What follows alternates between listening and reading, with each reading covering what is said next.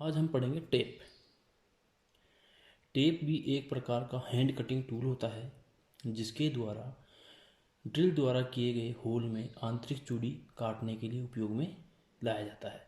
यानी इस टेप के द्वारा ही जो ड्रिल के बाद जो चूड़ी काटी जाती है वो टेप के द्वारा ही काटी जाती है। बाजार में विभिन्न प्रकार के तथा विभिन्न साइजों में टेप उपलब्ध होते हैं। ये टेप सेट आते हैं इसमें अलग अलग साइज के टेप होते हैं। मानक के अनुसार अलग अलग विभिन्न प्रकार की चूड़ियाँ होती हैं जो साइज और प्रकार होते हैं। इस प्रकार की चूड़ियाँ काटने के लिए टेप का उपयोग किया जाता है और टेप द्वारा काटी गई चूड़ी को टेपिंग कहते हैं। टेपिंग करने से पहले एक निश्चित साइज का होल किया जाता है। यह होल ड्रिल द्वारा किया जाता है तथा इसकी रिमर द्वारा रिमिंग की जाती है। यानी सबसे पहले होल करेंगे ड्रिल द्वारा निश्चित साइज का, उसके बाद रिमिंग करेंगे और रिमिंग करने के पश्चात फिर अपन टेपिंग करेंगे। टेप बनाने के लिए हाई कार्बन स्टील या हाई स्पीड स्टील का उपयोग किया जाता है।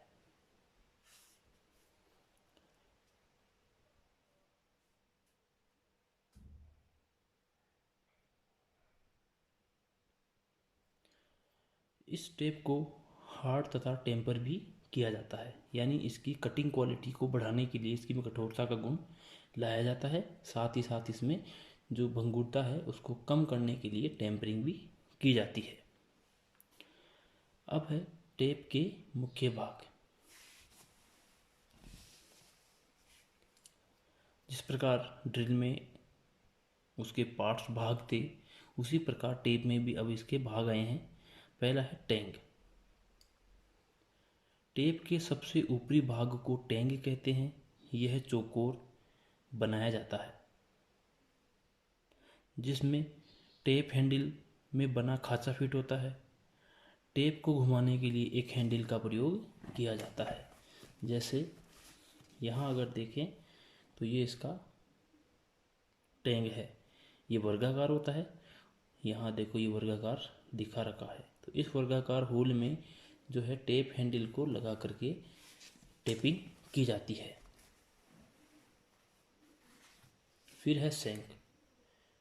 बॉडी तथा टैंक के बीच के भाग कुछ जो है सपाट या समतल होता है, इसे हम सैंक कहते हैं। और यह सैंक टेप की लंबाई बढ़ाने के काम आता है। यानी सैंक की लंबाई जब बढ़ा देते हैं तो टैंक जो अपना टेप है उसकी लंबाई भी बढ़ जाती है।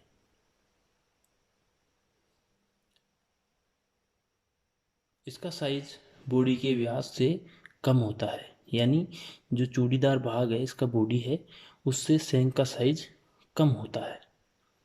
इस पर टेप की चूड़ियों का साइज, प्रकार और कंपनी का नाम अंकित रहता है। परंतु कुछ टेप सेट की जो है सैंक के ऊपर इन साइज, व्यास और कंपनी के नाम के साथ टेप ड्रिल साइज भी लिखा रहता है। इस पर टेप की चूड़ियों का साइज का प्रकार भी अंकित रहता है। साथ ही साथ उसकी कंपनी का नाम भी अंकित रहता है और कौन सा किस साइज का ड्रिल इस टेप के लिए होगा वो भी उसके ऊपर लिखा रहता है।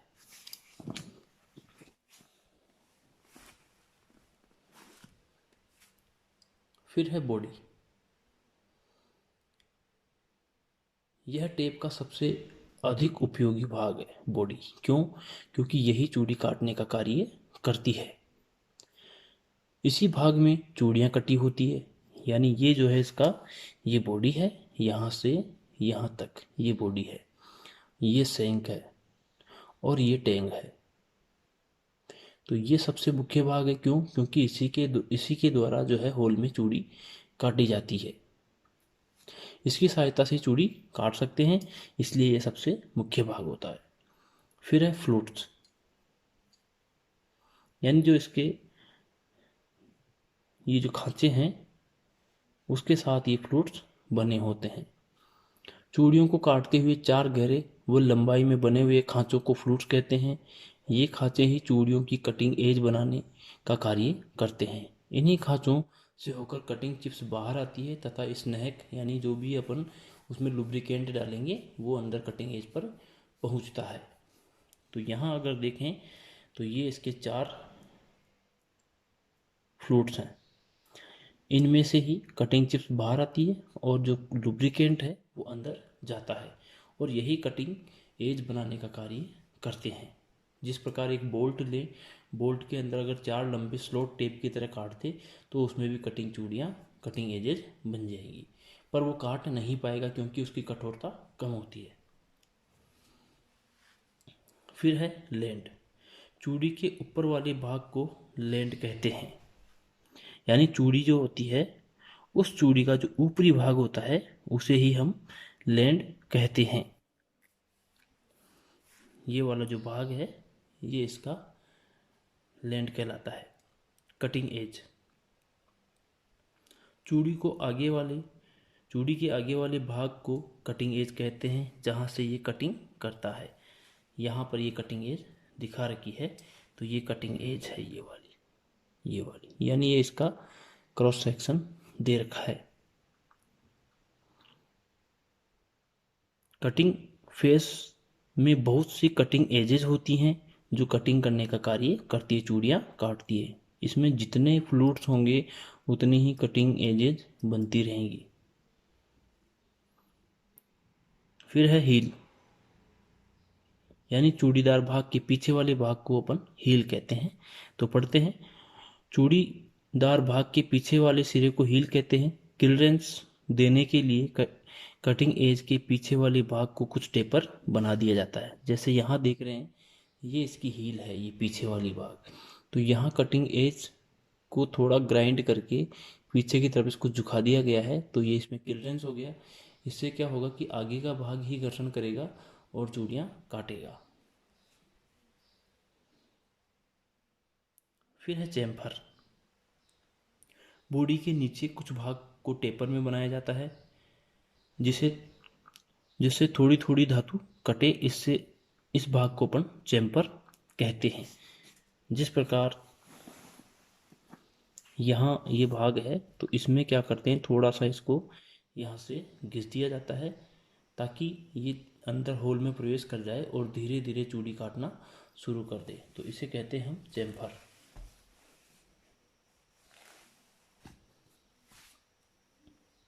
फिर है पॉइंट व्यास। टेप में एक साइज के 3 टेप का सेट होता है। यानी एक टेप की बात करें हैंड टेप की तो उसमें एक ही साइज के लिए 3 टेप होते हैं जिसमें चैम्फर की लंबाई अलग अलग होती है। यानी जो टेपर है उसकी लंबाई अलग अलग होती है। यानी पहला वाला है उसमें ज़्यादा होती है, फिर अगले वाले में कम होती है और उससे अगले वाले में और भी कम होती है। सबसे अधिक चैम्फर वाला प्रथम टेप तथा सबसे कम वाला उससे कम वाला द्वितीय टेप और सबसे कम तृतीय टेप, इस प्रकार से इसको बनाया गया है।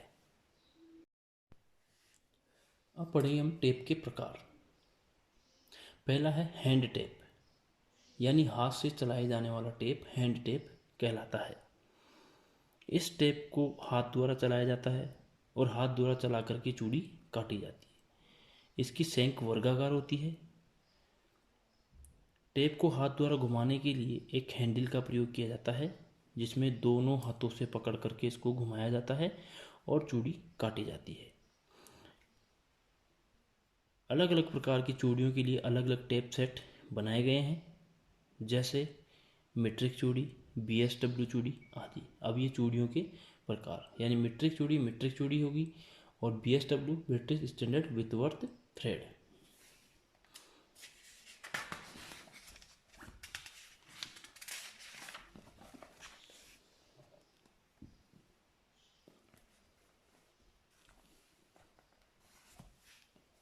जैसे अभी हमने पढ़ा था कि एक हैंड टेप में 3 टेप होते हैं एक साइज में।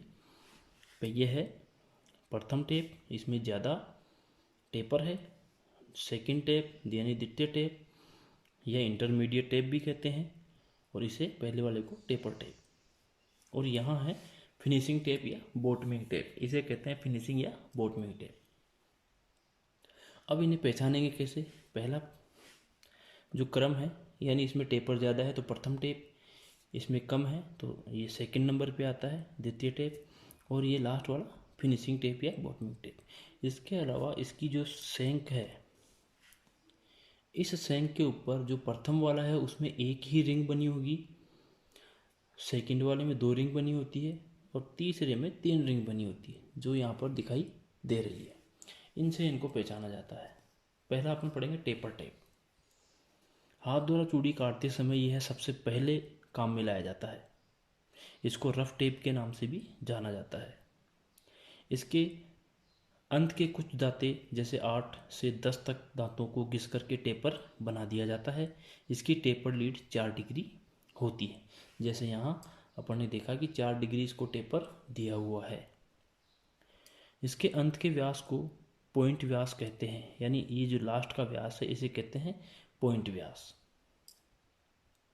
यह उस होल के व्यास से छोटा होता है जिसमें चूड़ी काटनी होती है, ताकि ये आसानी से अंदर जाकर के चूड़ी स्टार्ट कर सके। इस प्रकार आसानी से होल में जाकर ये चूड़ी काट सकता है। इसके बाद चूड़ी दूसरी चूड़ी गहराई को बढ़ाती है तथा नई चूड़ी भी काटती रहती है। इस प्रकार पूरा टेप नीचे तक प्रवेश कर जाता है और रफ चूड़ियाँ कट जाती है।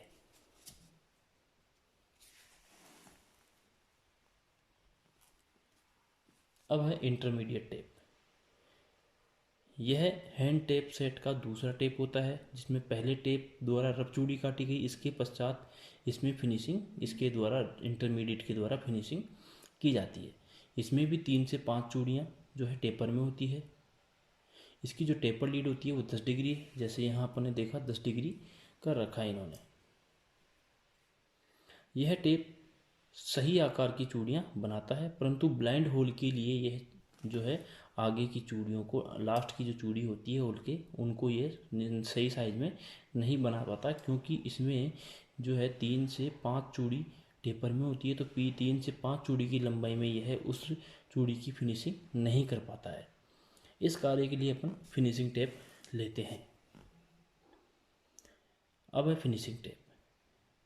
इसमें प्लग टेप या बॉटमिंग टेप के नाम से जाना जाता है। इसके आगे की मात्र 1 या 2 चूड़ी ही टेपर में होती है। इसका प्रयोग आवश्यकता अनुसार दूसरे टेप को चलाने के बाद बंद छिद्रों यानी ब्लाइंड होल में टेपिंग करने के लिए किया जाता है। इसकी टेपर लीड 20 डिग्री रखी जाती है, जिससे यह अंत तक यानी पेंदे तक चूड़ी काट पाता है। अब है मशीन टेप। ये टेप ड्रिल मशीन द्वारा चलाए जाते हैं, यानी मशीन द्वारा। इसके लिए विशेष टेपिंग मशीन भी आती है, या ड्रिल मशीन में भी लगा करके इसका उपयोग किया जा सकता है। इसमें इन मशीनों में यानी टेपिंग करने के लिए मशीनों में एक निश्चित चाल द्वारा स्पेंडल को चलाया जाता है, और उसे उल्टी दिशा में भी घूमने योग्य होना चाहिए मशीन को, यानी वह सीधी और उल्टी दिशा में, राइट हैंड और लेफ्ट हैंड दोनों दिशाओं में घूमने योग्य होना चाहिए उसका स्पेंडल, जब उसके द्वारा अपन टेपिंग कर सकते हैं। ये टेप इस प्रकार टेपर किए जाते हैं जैसे अपना ड्रिल शैंक, इनको सीधे स्पेंडल में पकड़ा जा सकता है।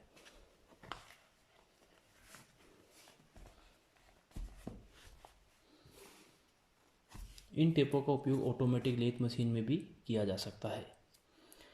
तो मशीन द्वारा चलाए जाने वाले टेपों को मशीन टेप कहते हैं, और इनको भी जो है वर्गीकृत किया गया है। पहला है स्पाइरल फ्लूटेड टेप। इस टेप में फ्लूट्स स्ट्रेट न हो करके स्पाइरल आकार के होते हैं, जैसे इसमें दिखा रखा है। इस प्रकार के इसका उपयोग ऐसे होल में टेपिंग करने के लिए किया जाता है जिसमें स्प्लाइंस कटे हों या कीवे कटे हों। स्प्लाइंस ग्रो होने के कारण ये स्प्लाइंस की कीवे में फंसते नहीं हैं, क्योंकि इसके जो दांतें हैं कटिंग एज स्पाइरल होती है, तो ऐसे होल में ये फंसते नहीं हैं। इसके जो दांतें हैं वो फंसते नहीं हैं, कटिंग एजेस फंसती नहीं है। इससे होल टेपर भी कहते हैं, होल टेप भी कहते हैं। इसका उपयोग सामान्यतः पीतल, तांबा, एल्यूमिनियम आदि सॉफ्ट धातुओं में चूड़ी काटने के लिए किया जाता है।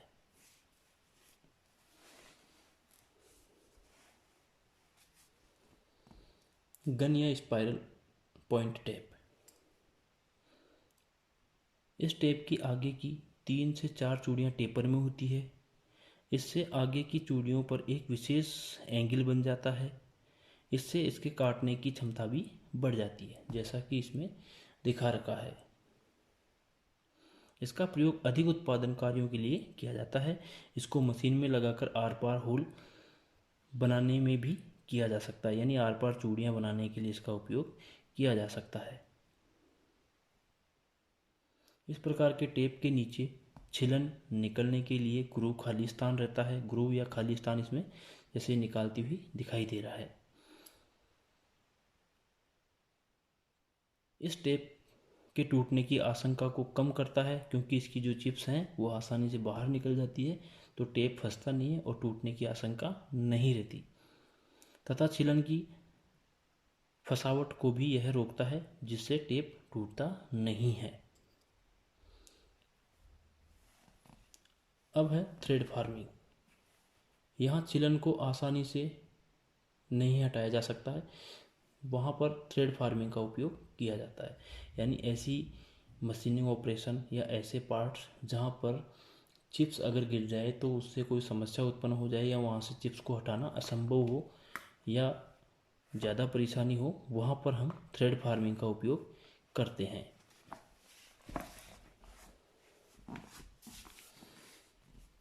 तो थ्रेड फार्मिंग में क्या होता है, ये चूड़ियों को जो है बनाने के लिए धातु को ही दबा करके अपना रास्ता बना करके चूड़ियाँ बनाता है। ये मेटल को काटता नहीं है, इसलिए इसको थ्रेड फार्मिंग के नाम से जो है थ्रेड फार्मिंग टेप के नाम से कहा गया है, बताया गया है। इस प्रकार के टेप में पदार्थ की विस्थापन क्रिया द्वारा चूड़ियाँ काटी जाती है, यानी उस मेटल को दबा करके चूड़ियाँ काटी जाती है। इससे प्रक्रम के दौरान कोई छिलन नहीं बनती, यानी कोई चिप्स इसके द्वारा नहीं निकलती। इससे अच्छी परिष्कृत प्राप्त होती है, यानी फिनिशिंग अच्छी प्राप्त होती है। इस प्रकार के टेप का उपयोग पीतल, तांबा, एल्यूमिनियम आदि धातुओं में चूड़ियाँ काटने के लिए किया जाता है। आज हम पढ़ेंगे स्टब फ्लूट टेप। ये टेप एक प्रकार की फॉर्मिंग टूल होते हैं, यानी यह धातु को दबा करके चूड़ियाँ बनाते हैं। ये भी अपनी आकृति के अनुसार चूड़ियाँ बनाते हैं। इसमें कटिंग एज की आवश्यकता नहीं होती, इसलिए इसमें फ्लूट्स नहीं बनाए जाते। इसका प्रयोग मुलायम धातु की चादरों को रोल करके चूड़ी फार्म करने के लिए इसका उपयोग किया जाता है। जैसे टिन बॉक्स या चूड़ी आदि में चूड़ी काटने के लिए अपन इनका उपयोग करते हैं। यहाँ एक हल्का सा ज़रूर कट होता है इसमें, तो इसका उपयोग होता है सॉफ्ट मटेरियल के अंदर चूड़ियाँ बनाने के लिए।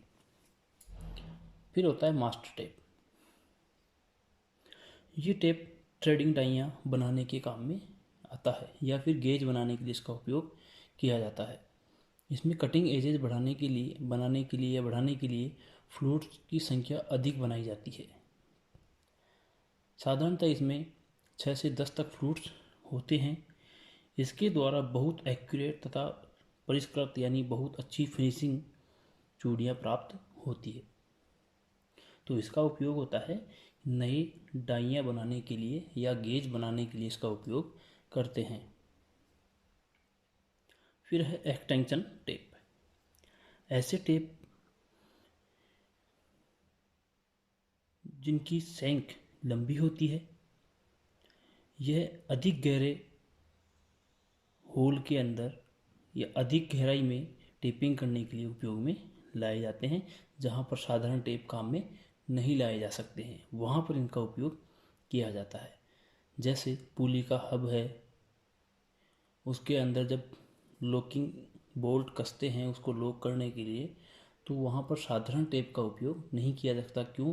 क्योंकि उसकी लंबाई कम होती है, इसलिए वह चूड़ी नहीं काट पाता है, उसमें हैंडल जो है वो टच हो जाता है। इसलिए यहाँ पर एक्सटेंशन टेप का उपयोग किया जाता है, क्योंकि इसकी सेंक लंबी होती है, इसलिए इसको आसानी से वहाँ चलाया जा सकता है। फिर है स्क्रू, मशीन स्क्रू टेप। ये छोटे टाइप के हैंड टेप होते हैं जिन पर स्क्रू के अनुसार नंबर लिखा रहता है। जैसे 0 नंबर का टेप जिसका साइज 0.06 इंच, 12 नंबर का टेप जिसमें होता है 0.126 इंच। साधारणतः 12 नंबर तक के टेप उपयोग में लाए जाते हैं। अब है बैंड सेंक टेप, यानी ऐसा टेप है जिसमें हैंडल की आवश्यकता नहीं होती है। इसकी एक सेंक होती है जिसको इन्होंने जो है 90 डिग्री पर घुमा करके इसका उपयोग किया है और इसमें बिना हैंडल के द्वारा ही इसको घुमाया जाता है। इस टेप की सेंक लंबी व एल आकार की होती है। इसमें अलग से हैंडल लगाने की आवश्यकता नहीं होती, इसलिए मुड़े हुए सेंक को ही हैंडल के रूप में उपयोग में लाया जाता है। फिर है नट टेप। इस टेप की सेंक एक्सटेंशन टेप के समान लंबी होती है तथा बॉडी के आगे का पॉइंट कॉनिकल होता है। इसका प्रयोग नट को थ्रेडिंग मशीन या ड्रिल मशीन में पकड़कर चूड़ियाँ काटने के लिए किया जाता है।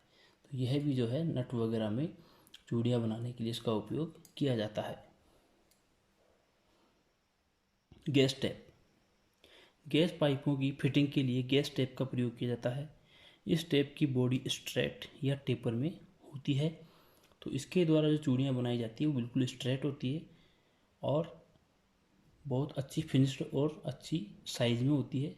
तो गैस पाइपलाइनों में या गैस फिटिंग के अंदर चूड़ी बनाने के लिए इसका उपयोग किया जाता है। Standard taper pipe tape.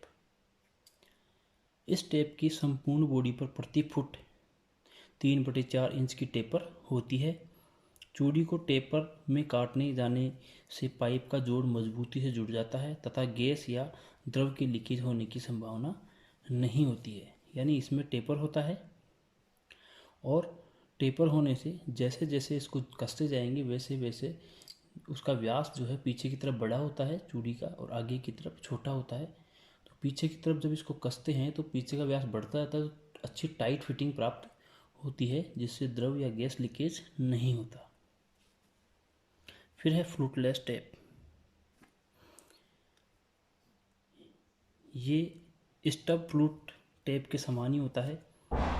इसमें भी चूड़ियाँ जो है सॉफ्ट मेटल में काटी जाती है और इसके अंदर भी कटिंग एजेस नहीं होती।